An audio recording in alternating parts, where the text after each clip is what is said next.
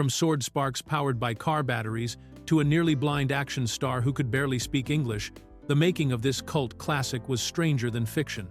Behind the scenes of Russell Mulcahy's immortal epic lies a treasure trove of bizarre incidents, lost footage destroyed by fire, and actors who method acted so hard they terrified their co-stars. Here are 15 weird facts you didn't know about Highlander. Fact 1. The star was nearly blind and couldn't speak English. When Christopher Lambert was cast as Connor MacLeod in Highlander, the production team discovered they had signed an actor who faced two major challenges that would have derailed most action films. Lambert suffered from severe myopia, a condition that left him nearly blind without his thick glasses, and he spoke virtually no English despite being chosen to play a Scottish warrior in an English-language Hollywood production. The myopia situation created particularly dangerous conditions during the film's elaborate sword-fighting sequences. Since Lambert couldn't wear contact lenses due to his condition, he was forced to perform all his combat scenes while essentially blind, relying entirely on carefully rehearsed choreography and muscle memory to avoid seriously injuring himself or his co-stars. This meant that every clash of swords, every dramatic leap, and every precisely timed dodge was executed by an actor who could barely see his opponent or the obstacles around him. Lambert's English language barrier proved equally challenging. Having grown up in Switzerland and France, he had only performed in French films before Highlander. The casting directors were reportedly shocked when they realized after signing him that their lead actor would need to learn his entire role phonetically. Lambert spent months working with dialect coaches, memorizing the sounds of English words without fully understanding their meaning, while simultaneously training with swordmaster Bob Anderson for 4 hours each afternoon. Ironically, both of these apparent disadvantages actually enhanced his performance. His myopia gave him a distinctive, distant gaze that directors found compelling, and his struggle with English created the layered, mysterious accent that became Connor MacLeod's signature characteristic. The accent worked perfectly for a character who had supposedly lived for centuries across different cultures, picking up speech patterns from around the world. Despite these obstacles, Lambert's dedication to the role was remarkable, and his unique combination of challenges inadvertently helped create one of cinema's most memorable immortal warriors. Fact 2. Sword sparks came from car batteries. One of Highlander's most visually striking elements was the dramatic shower of sparks that erupted whenever two swords clashed during the immortal duels. But these weren't created through movie magic or post-production effects. Instead, the filmmakers used a surprisingly simple and dangerous real-world technique that involved car batteries, electrical wires, and a lot of faith that nobody would get electrocuted. The special effects crew rigged each sword by attaching thin wires that ran down the length of the blade and continued along the actor's arms to car batteries positioned just outside the camera's view. One sword was connected to the positive terminal of the battery, while the opposing sword was wired to the negative terminal, creating a complete electrical circuit between the two weapons. When the metal blades made contact during fight scenes, the electrical current would jump between them, producing genuine arcs of electricity and the spectacular sparks that audiences saw on screen.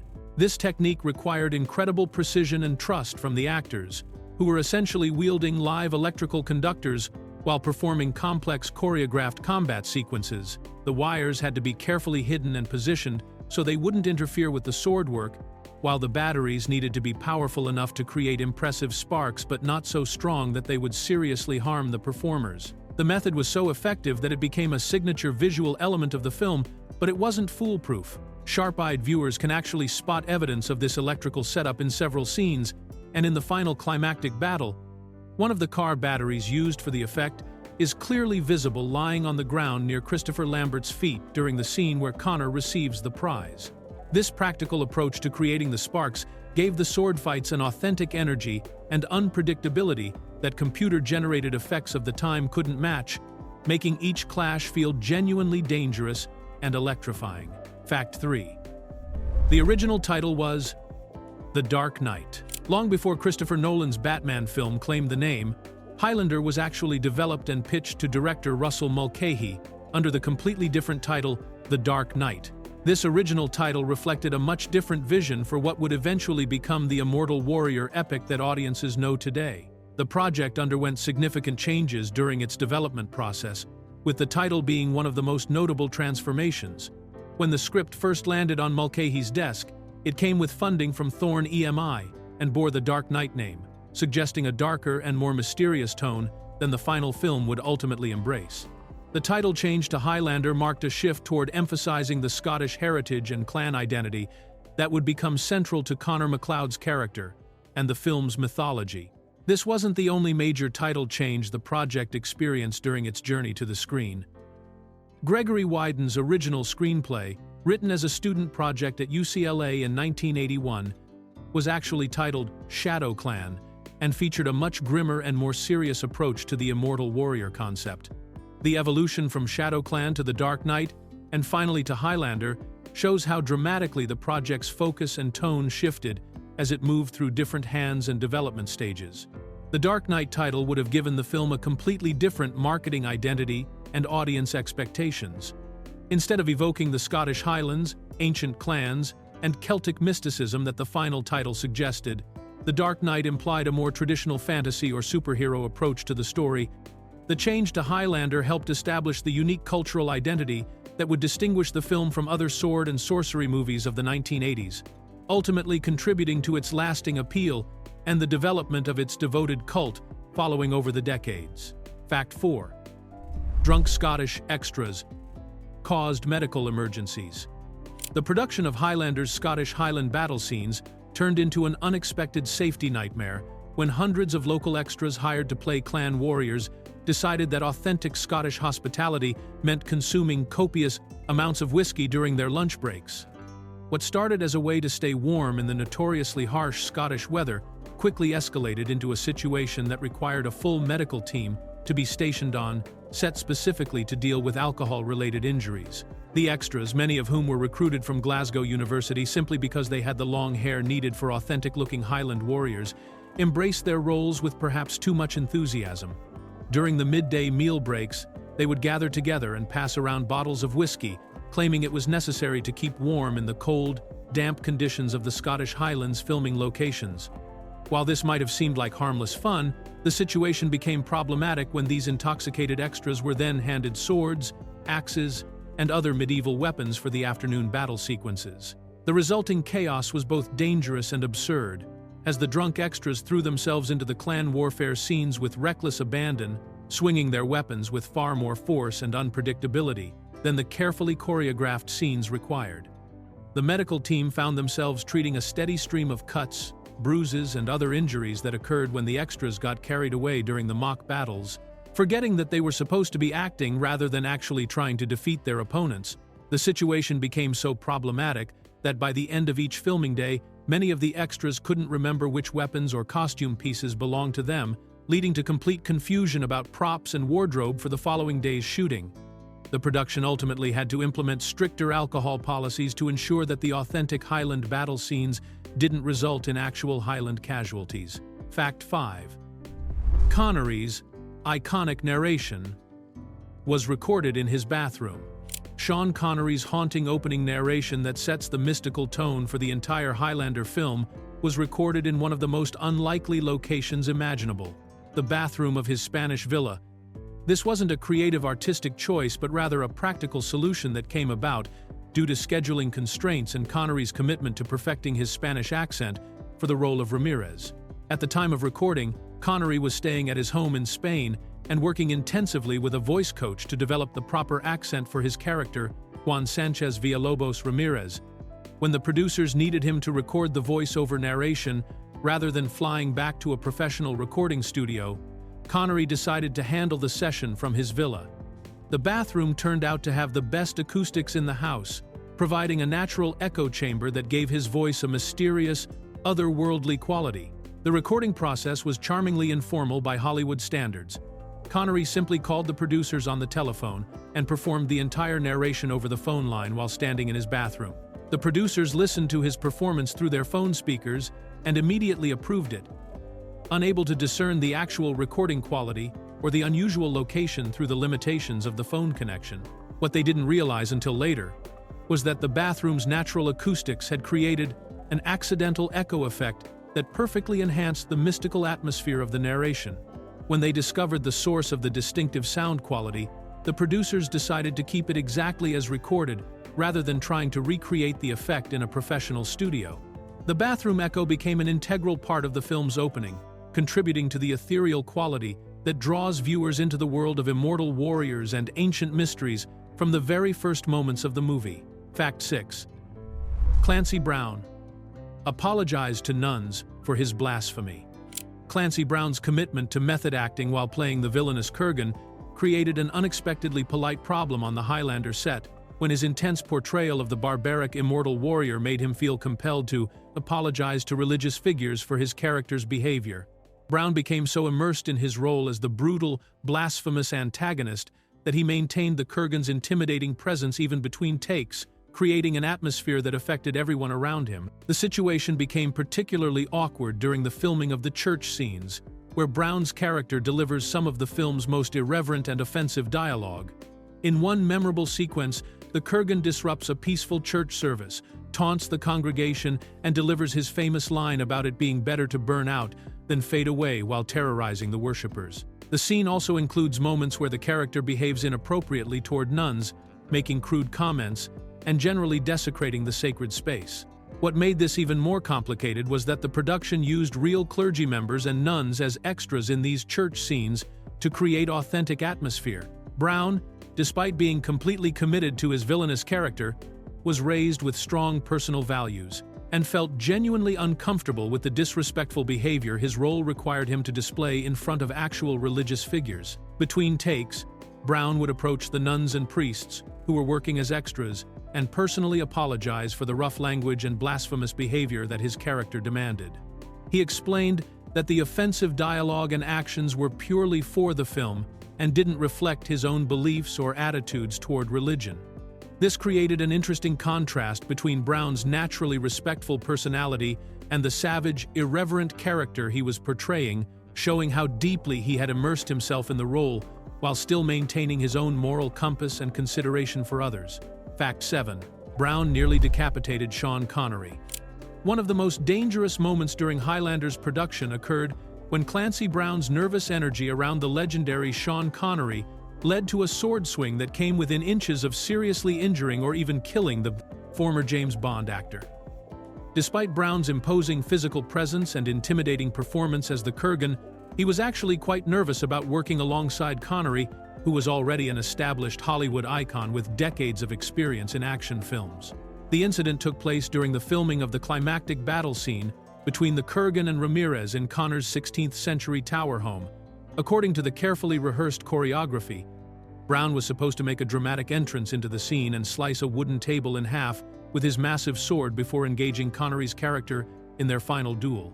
This would demonstrate the Kurgan's incredible strength and set the tone for the violent confrontation that would ultimately result in Ramirez's death. However, when the cameras started rolling, Brown's nerves got the better of him, and instead of striking the table as planned, he took a wild swing at a nearby candelabra.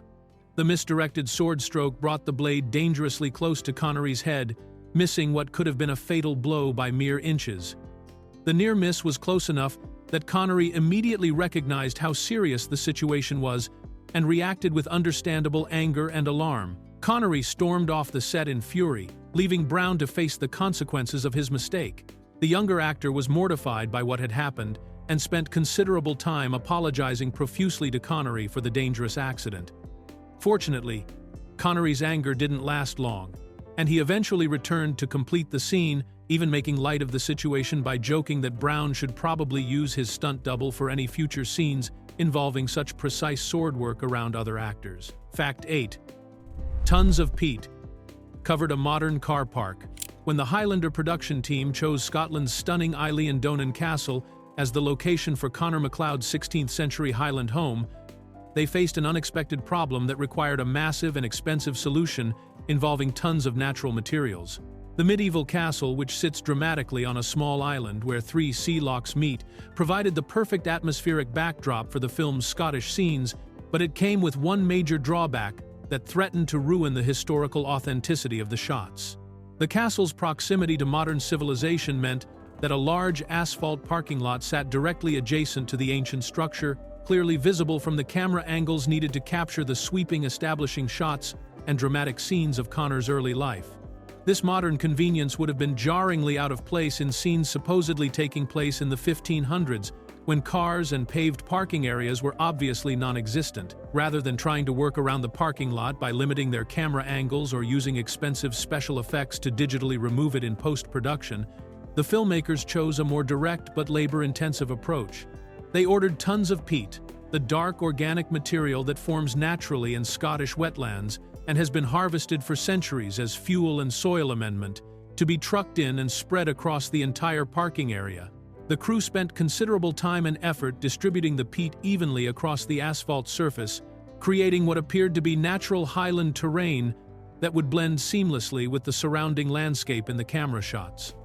This massive undertaking transformed the modern parking facility into convincing medieval Scottish countryside, allowing the production to capture the wide shots and dramatic angles that showcased the castle's impressive architecture without any anachronistic elements visible to viewers. The peat covering was so effective that audiences watching the finished film would never suspect that a modern parking lot lay hidden beneath the apparently ancient Highland landscape.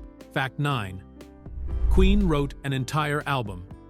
After seeing footage, Queen's involvement with Highlander began as a simple one-song commission, but transformed into something much more extensive when the legendary rock band became completely captivated by the film's unique blend of fantasy, romance, and epic storytelling. Initially, the production team only wanted Queen to contribute a single track to the soundtrack, specifically requesting what would become Princes of the Universe, but the band's creative response far exceeded anyone's expectations. Director Russell Mulcahy arranged a special screening for the band members, showing them rough footage and early cuts of key scenes to give them a sense of the film's tone and emotional arc.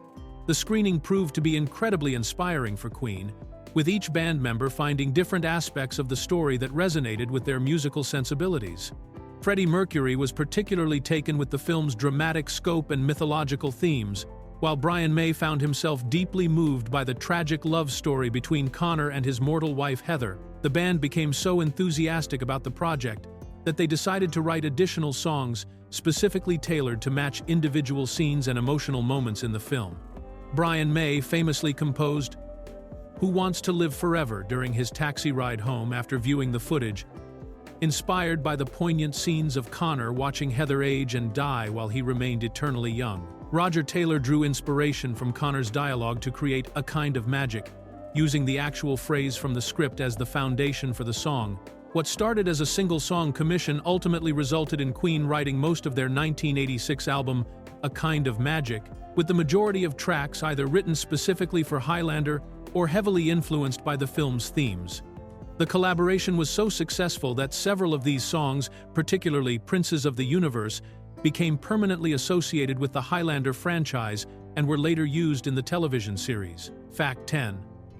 The Katana Space fan term was born. One of Highlander's most enduring production quirks became so notorious among fans that it spawned its own tongue-in-cheek terminology to explain what appeared to be physically impossible feats of sword concealment. Throughout the film, Christopher Lambert's character Connor MacLeod demonstrates an almost magical ability to hide his full-length katana sword inside his trench coat, despite the weapon being significantly longer than the coat itself and having no visible means of support or attachment. The problem was particularly noticeable during scenes where Connor would be walking around New York City in his long coat, moving naturally and even sitting down or removing the coat entirely, all without any sign that he was carrying a 3-foot-long sword somewhere on his person. Then, when a fight scene began, the katana would suddenly appear in his hands as if materializing from thin air, with no explanation of where it had been hidden or how he had managed to draw it so quickly and smoothly.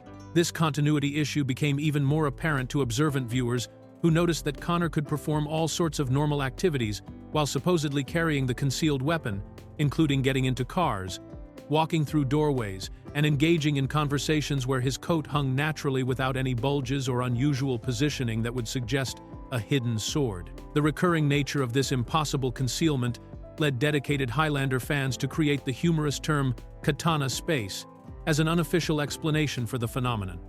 The term suggested that Connor somehow had access to a mysterious extra-dimensional storage area, specifically designed for holding samurai swords, allowing him to make his weapon appear and disappear as needed, without regard for normal physical limitations.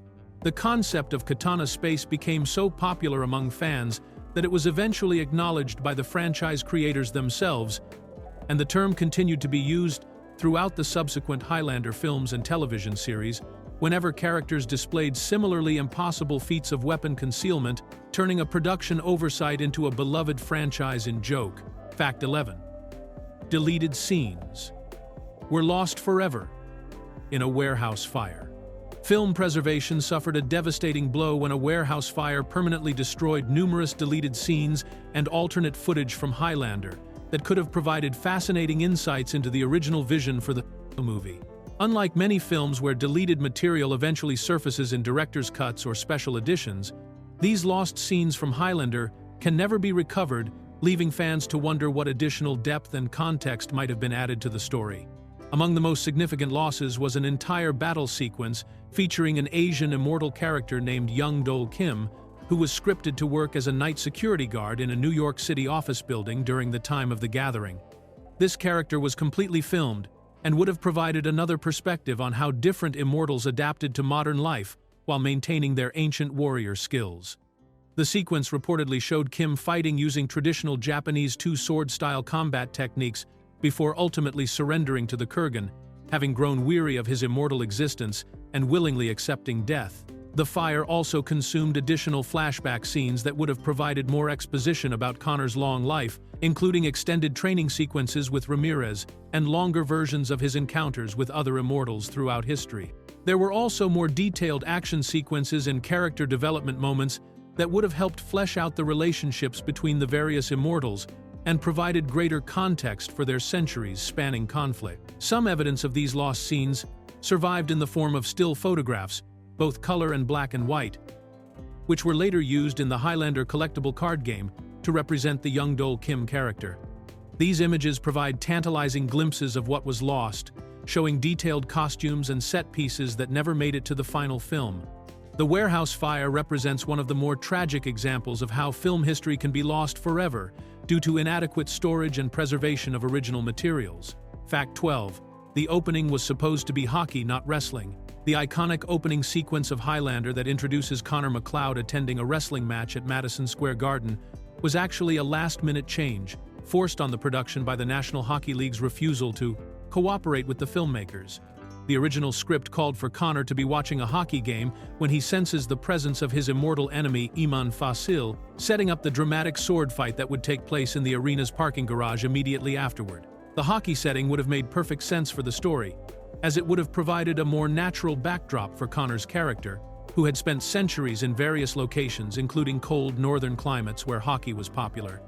The fast-paced, violent nature of professional hockey would have also created an interesting parallel to the immortal combat that was about to unfold, with the civilized violence on the ice contrasting with the ancient, deadly duel happening below in the parking structure. However, when the production team approached the NHL for permission to film at a hockey game and use hockey footage in their movie, the league apparently didn't like the idea of their sport being associated with a fantasy film involving sword-fighting immortals. The NHL's rejection left the filmmakers scrambling to find an alternative sporting event that would work within their budget and shooting schedule while still providing the crowd energy and excitement needed for the scene. Wrestling turned out to be the perfect substitute, as the wrestling promotions were much more open to film collaborations, and the theatrical nature of professional wrestling actually complemented the larger-than-life elements of the Highlander story. The final film features real wrestling action, with the fabulous Freebirds facing off against Greg Gagne, Jim Brunzell, and the Tonga Kid, creating an authentic atmosphere that probably worked better than the original hockey concept would have, even though it came about purely by accident. Fact 13. A car battery is visible in the final scene. One of the most embarrassing continuity errors in Highlander occurs during the film's most important and mystical moment, when a piece of the special effects equipment used to create the sword sparks accidentally ended up in the final shot and nobody caught it during editing. In the climactic scene where Connor MacLeod receives the prize after defeating the Kurgan, viewers can clearly see a car battery sitting on the ground near his feet, completely destroying the magical atmosphere that the filmmakers worked so hard to create throughout the movie. This moment represents the culmination of Connor's centuries-long journey as an immortal warrior, where he finally absorbs the quickening of the last remaining immortal and gains the prize that all immortals have been fighting for throughout history. The scene is meant to be deeply spiritual and otherworldly, showing Connor being transformed by mystical energies as he becomes the final survivor of the immortal race and gains the power to understand all of human knowledge and emotion. The presence of the car battery is particularly jarring because it serves as a stark reminder of the mechanical methods used to create the film's signature sword sparks, which were supposed to appear magical and supernatural to audiences. Instead of focusing on Connor's transformation and the significance of his victory, sharp-eyed viewers find themselves distracted by this obvious piece of film equipment that should have been removed from the set or edited out in post-production. The battery's appearance in this crucial scene highlights how the low-budget production sometimes struggled with the technical demands of creating convincing special effects while maintaining the mystical tone that the story required. What should have been a moment of pure fantasy and transcendence instead became an unintentional behind-the-scenes peek at the practical realities of 1980s filmmaking, where car batteries and electrical wires were necessary tools for creating the illusion of supernatural sword combat. Fact 14. Lambert's nearsightedness got him the Tarzan role. Christopher Lambert's severe myopia, which would later cause problems during his Highlander sword-fighting scenes, actually helped him land his breakthrough role as Tarzan in Greystoke. The legend of Tarzan, Lord of the Apes, beating out future Lord of the Rings star Viggo Mortensen in the process. Director Hugh Hudson was looking for an unknown actor to portray the legendary jungle hero, and the casting decision came down to these two relatively inexperienced performers who both had the physical presence needed for the demanding role. What ultimately tipped the scales in Lambert's favor was an unexpected consequence of his visual impairment that created a compelling screen presence. When Lambert removed his thick glasses during auditions, his severe nearsightedness caused him to have a distinctive, unfocused gaze that Hudson found mesmerizing and perfect for the character. According to the director, Lambert's myopia made it appear as though he was looking through people and into the distance, creating an otherworldly quality that suggested someone who had been raised by apes and was not quite connected to human civilization. This distant, searching expression worked perfectly for Tarzan, who was supposed to be a man caught between two worlds, never fully belonging to either human society or the animal kingdom that had raised him. Hudson felt that Lambert's natural gaze, caused purely by his inability to see clearly without corrective lenses, captured exactly the kind of mysterious and primitive quality that the character needed to be believable as someone who had grown up in the jungle. The 1984 film became Lambert's entry point into American cinema and led directly to his casting in Highlander just 2 years later. Ironically, the same visual condition that helped him win the Tarzan role would create significant safety challenges when he had to perform elaborate sword-fighting sequences while essentially blind, proving that what works as an asset in one context can become a serious obstacle in another. Fact 15. The original script was much darker and called Shadow Clan. Gregory Wyden's original screenplay for what would eventually become Highlander was a much bleaker and more psychologically complex story that explored the devastating emotional toll of immortality in ways that the final film only hinted at. Written in 1981 as a class project while Wyden was a student at UCLA, the script was titled Shadow Clan and presented a version of Connor MacLeod who had endured centuries of profound loss and heartbreak that left him emotionally scarred and deeply cynical about his eternal existence. The most heartbreaking element of this original version was Connor's revelation that he had fathered and then buried 38 children over the course of his immortal lifetime, watching each one age and die while he remained forever young. This devastating detail provided a much more concrete and personal understanding of why immortality was presented as a curse rather than a blessing, showing how Connor had been forced to experience the ultimate parental nightmare dozens of times throughout his long life. The script also depicted immortals as being much more vulnerable to physical damage, with Connor's recovery from mortal wounds being slow and painful rather than the relatively quick healing shown in the final film. After being mortally wounded by the Knight, the original villain who was later replaced by the Kurgan, Connor was shown using a shepherd's stick as a walking cane during his lengthy recovery period, emphasizing how even immortals could be truly hurt and disabled by violence. The story was set in Washington, D.C., and a fictional Pennsylvania town called Worstic rather than New York City, and the overall tone was much more somber and realistic about the psychological consequences of living forever. This original vision would have created a very different film that focused more on the tragic aspects of immortality, rather than the adventure and romance that characterized the version that eventually reached theaters.